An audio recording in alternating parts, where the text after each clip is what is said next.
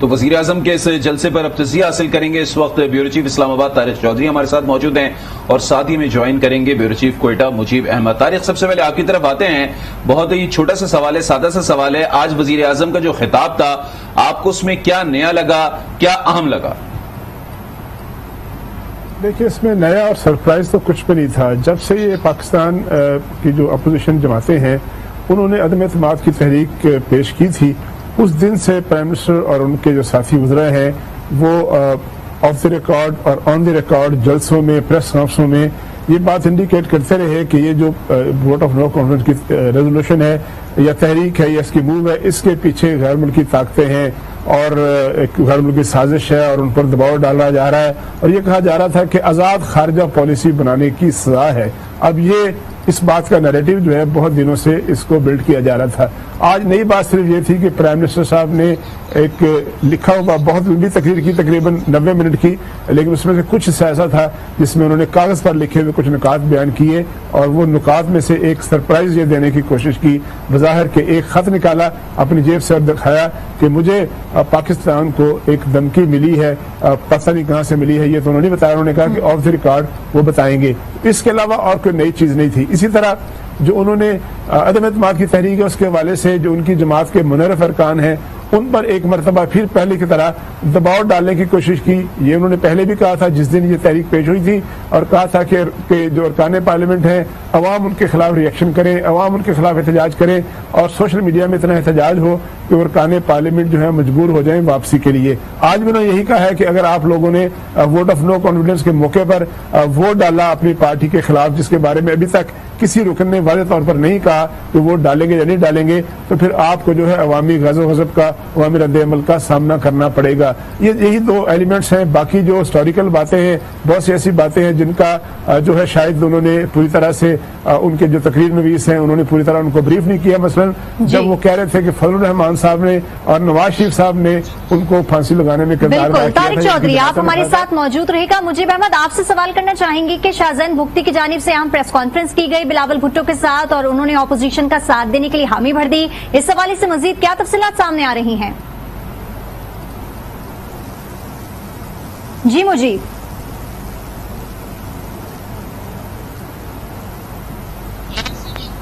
ٹھیک ہے طارق چودھری، آپ بتا رہے تھے کہ آج جو وزیر اعظم کی تقریر تھی، ہم نے گزشتہ ماضی میں جتنی بھی وزیر اعظم کی تقریریں دیکھی ریزمبلنس کر رہی تھی، سیم وہی باتیں تھیں۔ سنجیدگی آپ کو کیا نظر آئی ہے آج کی تقریر کے اندر وزیر اعظم کی؟ دیکھیں، کسی پرائم منسٹر کی تقریر کو میں غیر سنجیدہ تو نہیں کہہ سکتا، لیکن میں ضرور کہوں گا کہ ان کی تقریر جو ہے گزشتہ کئی سالوں سے ایز اے پرائم منسٹر اور as a leader of the opposition جب ہم سنتے رہے ہیں، یہ تقریباً سارے کے سارے نکات وہی تھے جو ہم بڑے طویل عرصے سے سن رہے ہیں۔ یہ جو میں نے پہلے عرض کیا کہ جو فارن کانسپریسی ہے اس کے بارے میں گزشتہ تقریباً 1 مہینے سے یہ ذکر ہو رہا ہے، اس کا اشارہ ہو رہا ہے، اور ایک دفعہ نہیں بار بار کیا ہے۔ آج بھی انہوں نے بار بار کہا کہ ہمیں پتہ ہے کہ اس تقریر کے یہ جو موو ہے اس کے پیچھے کون ہے۔ انہوں نے یہ بھی کہا کہ پاکستان کے اندر رہنے والے لوگ بھی اس میں انوالو ہیں، اس میں استعمال ہو رہے ہیں دانستہ یا نادانستہ۔ اور دوسرا انہوں نے یہ کہا کہ جی وہ ذوالفقار علی بھٹو کی طرح اپنے آپ کو ریزمبل کرنے کی کوشش کی، اپنے آپ کو مماثلت دینے کی کوشش کی کہ جس طرح ہنری کسنجر نے ان کو دھمکی دی تھی جب بھٹو صاحب ایٹمی پروگرام تخلیق کر رہے تھے۔ تو کہا یہ جاتا ہے جو تاریخ یہی کہتی ہے کہ بھٹو صاحب کو اس موو کے وہ جو ایٹمی پروگرام شروع کرنے والے تھے اس وجہ سے خارجہ پالیسی کا جو نشانہ بنایا گیا، اور الٹیمیٹلی ان کو پھانسی لگی۔ لیکن اگر ہم دیکھیں تاریخ میں جائیں تو ذوالفقار علی بھٹو صاحب کو جب پھانسی لگی تو اس وقت پاکستان پہ ملٹری ڈکٹیٹر ایک آمریت تھی، ایک مارشا لگا ہوا تھا، اور اس کے سربراہ ضیاء الحق تھے، اور کہا یہ جاتا ہے کہ ضیاء الحق صاحب نے ان کو پھانسی دی اور اس کے پیچھے وہی تھی، ان کا ارادہ یہ تھا۔ تو انہوں نے جب فضل الرحمان صاحب پر یا نواز شریف صاحب پر یہ ڈالنے کی، میرا خیال ہے فضل الرحمان صاحب یقیناً انہوں نے 1977 میں جو ایک تحریک چلی تھی اس سے ریزمبلنس جو ہے وہ کریٹ کرنے کی کوشش کی تھی۔ انوار ہاشمی تجزیہ کار ہمارے ساتھ موجود ہیں، اب ان سے بھی بات کر لیتے ہیں۔ انوار، آج وزیر اعظم نے تو اپنا جلسہ کر لیا ہے، کل نون لیگ نے اپنا جلسہ کرنا ہے۔ گجرانوالہ میں ابھی نون لیگ کی قیادت موجود ہے، مریم نواز نے وہاں پر خطاب کیا، حمزہ شہباز نے بھی خطاب کیا۔ کیا لگ رہا ہے آپ کو اب جب نون لیگ کا کارواں اسلام آباد میں داخل ہوگا تو کل کیا تقریریں ہوں گی؟ آنے والے دن سیاست کے کیسے دیکھ رہے ہیں آپ؟ دیکھیں، جی ٹی روڈ پہ قافلہ جو کہ چند کلومیٹر لاہور سے طے کر کے گجرانوالہ تک پہنچا ہے، यकीनन इसको डिले करने का मकसद ही यही था, वरना तो इस्लामाबाद से लाहौर का सफर जो है वो 4 से 5 घंटे का होता है। वो बेसिकली 27 मार्च की वजीर आजम की तकरीर सुनना चाहते थे। उस हिसाब से उन्होंने देखना था कि पहली बात तो ये है कि क्या वजीर आजम को अगर अदम एतमाद के हवाले से आदाद शुमार का अंदाजा हो गया तो हो सकता है वो असम्बलियों से बाहर आने का ऐलान करें, तो फिर भी ये फतह का जश्न GT रोड पर मनाना चाहते थे ताकि हम ऐलान कर सकें कि हमारे गुजरांवाला और जेलम पहुंचने तक जो है वजीर आजम जो है वो हुकूमत छोड़ के चले गए हैं। दूसरी बात ये थी कि अगर उन्हें अंदाजा हो गया कि कोई ऐसा ट्रम्प कार्ड इस्तेमाल नहीं हो रहा तो वो फिर और ज्यादा एतमाद के साथ इस्लामाबाद की तरफ जाएंगे। एक तो ये बात है। दूसरी बात ये कि यकीनन मौलाना फजलुर रहमान इस्लामाबाद में और मुस्लिम लीग नून GT रोड पे जो बयान। ठीक है अनवर हाशमी साहब हमारे साथ मौजूद रहेगा। मुझे आपसे सवाल करना चाहेंगे, शाहजैन भुगते ने अपोजिशन का साथ देने की हामी भर ली है, इस हवाले से मजीद क्या तफसीलात सामने आ रही हैं, ये बताइएगा।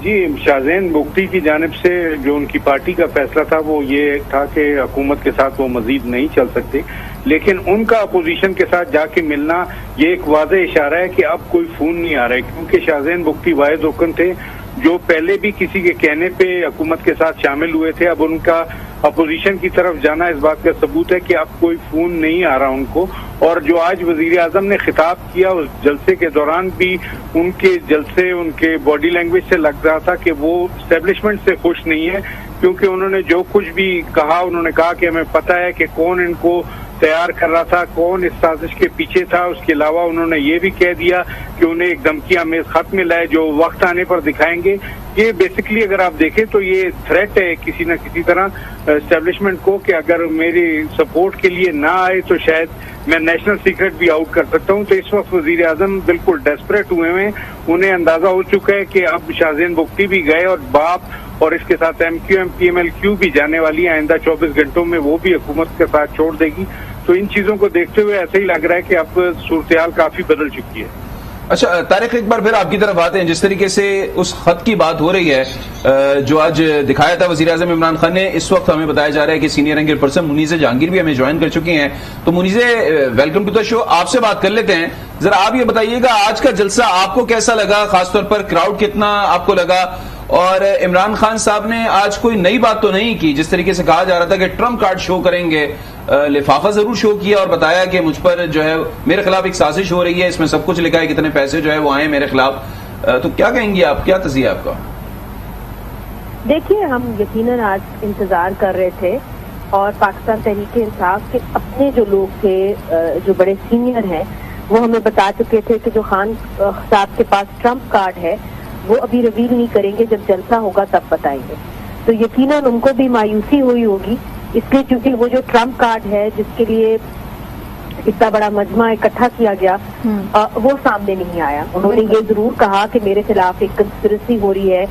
और बाहर से पैसे आ रहे हैं और वो पैसे हमारे अंदर के लोग इस्तेमाल कर रहे हैं और कंस्पिरेसी साजिश कर रहे हैं, मगर उन्होंने अपनी इमाम को एतमाद में नहीं लिया कि वो साजिश क्या है। तो जाहिर है डिसअपॉइंटमेंट होगी। दूसरा ये है कि ये अगर वो हार्ड एविडेंस सामने पेश नहीं करते, वो मुल्क के वजीर आजम है, तो फिर ये एक इल्जाम होगा, और अगर इल्जाम है और इसके पीछे कोई ठोस सबूत नहीं है तो फिर हम कह सकते हैं कि ऐसा लग रहा है कि अब वजीर आजम ने ये फैसला कर लिया है कि मेरे खिलाफ जो तहरीक अदम एतमाद है वो कामयाब हो जाएगी, और उन्होंने अपना दिमाग बना लिया है कि मैंने अब अवाम के अंदर एक सियासी जिसे कहते हैं मार्टर की तरह, सियासी शहीद की तरह जो है मैंने जाना है। और आपको याद होगा कि वजीर आजम साबिक वजीर आजम नवाज शरीफ ने भी ये कहा था कि जी मेरे खिलाफ कंस्पिरेसी हो रही है, मगर उन्होंने ये भी कही थी कि जो यमन में फैसला किया था पूरी सियासी जमातों ने, और जिसके अंदर एक नेशनल असेंबली की रेजोल्यूशन भी पास हुई थी कि पाकिस्तान यमन की जंग के अंदर हिस्सा नहीं लेगा, तो उन्होंने ये कहा था कि सऊदी अरब जो है वो इससे नाखुश था। तो उन्होंने कुछ बात सामने ठोस रखी थी। अब इधर ये कह देना कि जी हमारे खिलाफ वेस्टर्न कंस्पिरेसी हो रही है, आपको याद होगा کہ جب وزیر اعظم گئے تھے اور ٹرمپ سے ملاقات ہوئی تھی، صدر ٹرمپ سے، اس کے بعد جب وہ واپس آئے اس وقت صبح کے 2 بجے ہوئے تھے، پوری پی ٹی آئی ایئرپورٹ پہ کھڑی ہوئی تھی، ان کے اوپر پھول ڈال رہی تھی، اور وزیر اعظم کے پاس سے کہ مجھے ایسا لگ رہا ہے کہ میں پھر سے ورلڈ کپ جو ہے وہ جیت کے آ رہا ہوں۔ تو پھر بات یہ ہے کہ اگر یہ ویسٹرن کنسپریسی ہے تو یہ کون سا ملک کر رہا ہے؟ اور دیکھیے اس کے بڑے سیریس نتائج ہوں گے ہماری ڈپلومیسی پہ۔ کل جو ہے یہاں پہ جو ایمبیسیز بیٹھی ہوئی ہیں اسلام آباد میں وہ اس چیز کو بڑی کیئرفلی دیکھیں گی اور وہ اپنے کیپٹلز میں رپورٹ کریں گی کہ پاکستان کے وزیر اعظم نے یہ بات کہی ہے۔ اس کے اوپر اب کیا ری ایکشن آتا ہے وہ ہمیں کل دیکھنا پڑے گا۔ اچھا منیزہ، ہم نے یہ چیز دیکھی ہے کہ آج جو ہے وہ عوام کے لیے ایک بڑا سرپرائز رکھا تھا کہ عمران خان ایک بڑا سرپرائز جو ہے وہ عوام کو دیں گے، لیکن عمران خان آج سرپرائز تو نہیں دے سکے ہیں۔ کل اپوزیشن کا جلسہ ہے، تو کیا اپوزیشن تو سرپرائز دے رہی ہے؟ شاہزین بگٹی نے بھی آج جو ہے وہ اپوزیشن کا ساتھ دینے کے لیے حامی بھر لیے۔ کل کا جلسہ کیسا ہوگا؟ آج بھی کہا جا رہا تھا کہ ٹھاٹے مارتا سمندر جو ہے وہ کارکنان کا موجود ہے، 10 لاکھ سے 20 لاکھ کے لوگوں کے ہونے کی موجودگی کی یہ بات بھی کہی گئی۔ اس میں کتنی حقیقت ہے یہ بتائیے گا، اور کل اپوزیشن کتنے بندے لا سکتی ہے؟ دیکھیے جب ایک دفعہ لوگ جو ہے وہ 20-25 ہزار سے اوپر چلے جائیں نا، تو پھر کسی کے لیے بھی کاؤنٹ کرنا سوائے ایجنسیز کے، سیکورٹی ایجنسیز کے، ایک جرنلسٹ کے لیے کاؤنٹ کرنا بہت مشکل ہوتا ہے۔ مگر اس میں کوئی شک و شبہ کی بات نہیں کہ آج کا جلسہ بہت بڑا تھا۔ مگر دیکھیے اس کے اندر ہر ایم این اے کو یہ کہا گیا تھا کہ آپ نے 2 سے 3 جو بسز ہیں وہ بھر کے آپ نے لانی ہے۔ تو اگر ایک حکومت 1 لاکھ بندہ اس کے لیے اکٹھا کرنا کوئی مشکل کام نہیں ہوتا۔ آپ کے پاس خیبر پختونخوا کی حکومت ہے، آپ کے پاس پنجاب کی حکومت ہے، آپ فیڈرل میں حکومت میں ہیں، تو ان کے لیے کوئی اتنا بڑا لوگوں کو اکٹھا کرنا مشکل کام نہیں ہے۔ مگر کیا وہ لوگوں کو اکٹھا کر کے اپوزیشن کو دکھا رہے تھے؟ میں بالکل نہیں سمجھتی۔ میں سمجھتی ہوں کہ یہ جو لوگ اکٹھے کیے گئے تھے یہ کسی اور کو اشارہ دے رہے تھے، یہ اپنی اسٹرینتھ کسی اور کو دکھا رہے تھے اور کہہ رہے تھے کہ میں منتخب وزیر اعظم ہوں، میں عوام کے ووٹ سے آیا ہوں، عوام مجھ سے پیار کرتی ہے، اور انہوں نے آج یہ کہا کہ میں آج پھر سے آ رہا ہوں عوام کے اندر۔ تو it is really the prime minister شوئنگ his strength with the people. اور جہاں تک آپ نے اپوزیشن کا پوچھا تو میں آپ کو یہ ضرور بتا دوں کہ ہمارے پاس اطلاعات ہیں اور بڑے سورسز سے اطلاعات ہیں کہ پاکستان مسلم لیگ کاف جو ڈگمگا رہی تھی انہوں نے اپنا کوئی 90% جو ہے فیصلہ کر لیا ہے۔ اچھا، اور ایم کیو ایم ہے وہ کھلے عام ہمیں بتا رہی ہے کہ ہمارے لیے اب واپس جانا، یعنی کہ آپ یہ کہہ رہی ہیں کہ اتحادی جو ہے وہ فیصلہ کر چکے ہیں۔ منیزہ ہمارے ساتھ رہی ہے اس وقت، بیورو چیف لاہور سلیم شیخ بھی ہمارے ساتھ موجود ہیں، ان سے بھی جان لیتے ہیں۔ سلیم، اس وقت لاہور کی فضائیں کیا کہہ رہی ہیں؟ پنجاب میں کیا سوچا جا رہا ہے؟ کیونکہ قاف لیگ جو ہے وہ وزارت اعلیٰ دیکھ رہی ہے، ابھی میں انہیں سے کہہ رہی ہیں کہ اتحادی فیصلہ کر چکے ہیں، یقیناً قاف لیگ نے مین فیصلہ کرنا ہے، ایم کیو ایم بھی لگ رہا ہے فیصلہ کر چکی ہے، تو کیا کچھ ہے آنے والے دنوں میں 1-2 دنوں میں قاف لیگ جو ہے وہ اعلان کر دے جو بھی فیصلہ کیا ہے؟ جی بالکل، جو ہے قاف لیگ کی اس وقت میٹنگ جاری ہے اسلام آباد میں، اور اس میں جو ہے مسلم لیگ نون کا ایک اعلیٰ سطحی وفد جو ہے وہ قاف لیگ کے رہنماؤں سے ملاقات کر رہا ہے۔ ہم نے یہ دوپہر میں بھی بتایا تھا اور ہمارے جو ذرائع ہیں وہ یہ بتا رہے ہیں کہ قاف لیگ کے اور اپوزیشن کے معاملات تقریباً طے پا چکے ہیں، صرف اعلان کرنا باقی رہ گیا اور اعلان کرنے کے لیے وقت کا انتظار کیا جا رہا ہے۔ اور آج جو عمران خان صاحب کی تقریر ہے اس سے تو بظاہر یہ لگتا ہے کہ عمران خان صاحب اس چیز کو ایڈمٹ کر چکے ہیں کہ اب ان کے ساتھ جو ان کے اتحادی ہیں وہ بھی نہیں رہے، اور اس کے ساتھ ساتھ جو ان کے اپنے تھے جو منحرف ہو چکے ہیں وہ بھی اب واپس نہیں آئیں گے، ان کو ووٹ نہیں ڈالیں گے۔ اسی لیے آج انہوں نے جو ہے وہ اپنے جلسہ عام میں جو ہے کوئی سرپرائز تو نہیں دیا، لیکن تاثر یہی دیا ہے کہ اب جو ہے مجھے دوبارہ سے عوام میں آنا پڑے گا، کیونکہ جو میرے اپنے تھے وہ بھی میرے ساتھ نہیں رہے، اور جو اتحادی تھے وہ بھی اب مجھے چھوڑ کر جا رہے ہیں یا چھوڑ کر چلے جائیں گے۔ کیونکہ ہماری جو ہے مسلم لیگ کاف کے ایک ذمہ دار سے بھی بات ہوئی تھی، تو ان کا یہ کہنا تھا کہ ہم نے جو فیصلہ ہے وہ 30 یا 31 مارچ کو کرنا ہے، اور فیصلہ جو ہے بظاہر جو 90% جس طرح بھی منیزہ صاحبہ فرما رہی تھی کہ وہ یہی ہے کہ انہوں نے اپوزیشن کے ساتھ بیٹھنا ہے، اور بتایا جا رہا ہے کیونکہ کل 2 وفاقی وزراء لاہور آئے تھے اور ایک شیڈولڈ پریس کانفرنس کا باضابطہ پی اے ٹی کی طرف سے اعلان بھی کیا گیا تھا کہ پریس کانفرنس ہوگی میٹنگ کے بعد، لیکن چودھری برادران کی طرف سے کہا گیا کہ آپ پریس کانفرنس نہ کریں، ہمیں جو ہے اپنے بڑوں یعنی چودھری شجاعت سے ملاقات کر لینے دیں اور اس کے بعد جو ہے پھر ہم آپ کو کنوے کریں۔ اچھا، لیکن سلیم ویسے کہا کیا جا رہا ہے چونکہ کل اب قومی اسمبلی کا اجلاس ہے تو قاف لیگ میکسیمم کتنے دن مزید لے گی اعلان کرنے میں؟ جی دیکھیں، کل اگر قومی اسمبلی کے اجلاس میں یہ جو تحریک عدم اعتماد ٹیبل ہو جاتی ہے تو پھر اس کے بعد جو قانونی طور پر 3 سے 7 دن کے اندر جو ہے اس پر 3 دن میں جو ہے وہ اس پر بحث ہونی ہے اور 7 دن کے اندر جو ہے اس پر ووٹنگ ہونی ہے، اور 3 سے 7 دن کے اندر 3 سے 7 دن لگیں گے یقین